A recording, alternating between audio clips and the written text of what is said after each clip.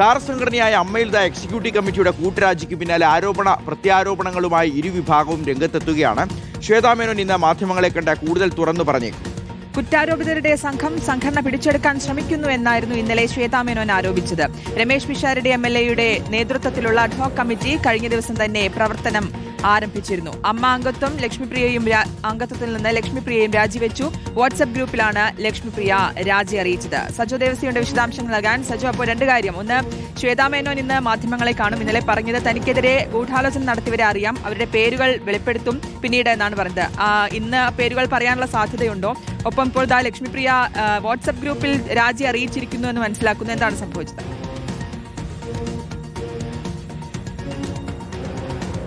താരസംഘടന അതിന്റെ ചരിത്രത്തിലെ തന്നെ ഏറ്റവും വലിയ പ്രതിസന്ധികളിലൂടെ കടന്നുപോകുന്ന ഒരു വലിയ കാലഘട്ടം ഉണ്ടായിരുന്നു. പക്ഷെ ആ തർക്കങ്ങൾ ഇപ്പോഴും തീരുന്നില്ല. അതായത് ആദ്യം നടിയെ ആക്രമിച്ച കേസ്, പിന്നീട് ഹേമ കമ്മിറ്റി, ഒടുവിൽ വനിതകളുടെ നേതൃത്വത്തിൽ ചരിത്രം തിരുത്തിയും പുതിയൊരു ഭരണസമിതി വരുന്നു. പക്ഷെ ഒരു വർഷം പൂർത്തിയാകുന്നതിന് മുൻപ് തന്നെ കൂട്ടരാജി വെച്ച് അവർക്ക് പുറത്തേക്ക് പോകേണ്ടി വരുന്നു. അഡ്ഹോക് കമ്മിറ്റി നിലവിൽ വരുന്നു. അഡ്ഹോക് കമ്മിറ്റിയും രമേശ് പിഷാരടിയുടെ നേതൃത്വത്തിലാണ്. അദ്ദേഹം MLA ആണ്. അദ്ദേഹം ഇന്ന് സഭയിലാണ്.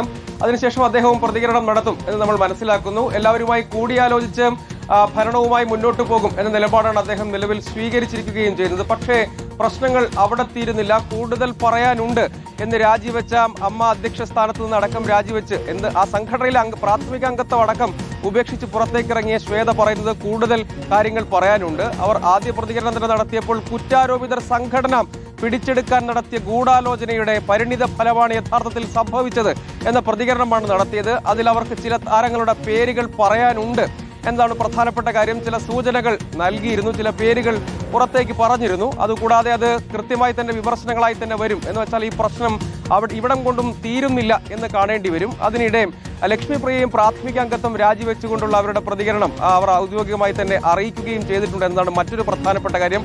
അതിലവർ വൈകാരികമായ പ്രതികരണങ്ങളാണ്. ആരും ഈ തന്നെ തേടി വരരുത് എന്ന് പറഞ്ഞുകൊണ്ടുള്ള വൈകാരികമായ പ്രതികരണമാണ് അവരുടെ ഭാഗത്തു നിന്ന് ഉണ്ടായത് എന്നതും ഒരു വശത്ത് കാണാതിരുന്നുകൂടാ.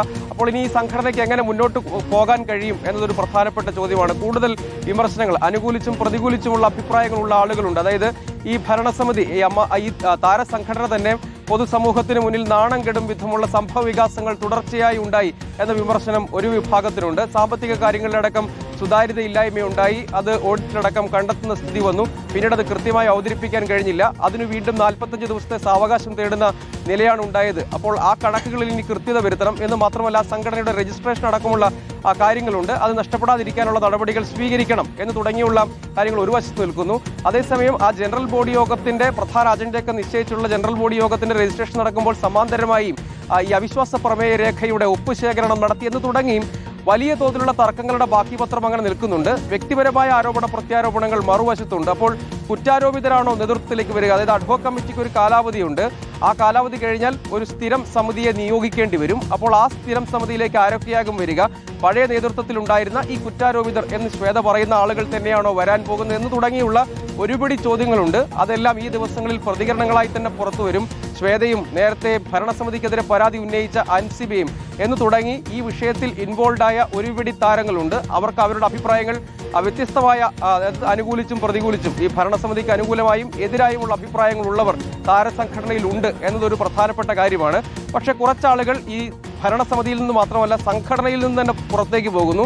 ചിലർ സംഘടനയുമായി നിസ്സഹകരിച്ച് തന്നെ നിൽക്കുന്നു. അവർ ഈ ജനറൽ ബോഡിക്ക് പോലും വന്നിട്ടുമില്ല. അപ്പോൾ കൂടുതൽ പ്രതികരണങ്ങൾ ഈ വിഷയത്തിലുണ്ടാകും. താരസംഘടനയിലെ ഭൂകമ്പങ്ങൾ യഥാർത്ഥത്തിൽ അവസാനിക്കുന്നില്ല. അതിന്റെ ഒരു എപ്പിസോഡ് മാത്രമാണ് യഥാർത്ഥത്തിൽ ഇന്നലെ കണ്ടത്. അതിന്റെ ബാക്കി വരാനിരിക്കുന്നു എന്നതാണ് മനസ്സിലാക്കേണ്ടത്. തീർച്ചയായിട്ടും നാണക്കേടിൽ നിന്ന് നാണക്കേടിലേക്ക് തന്നെയാണ് പോയിക്കൊണ്ടിരിക്കുന്നത് എന്നുള്ളതാണ്. തീരാത്ത പ്രശ്നമായി കൊണ്ടിരിക്കുകയാണ് അമ്മ സംഘടനയിൽ ഉണ്ടാകുന്ന പ്രശ്നങ്ങൾ.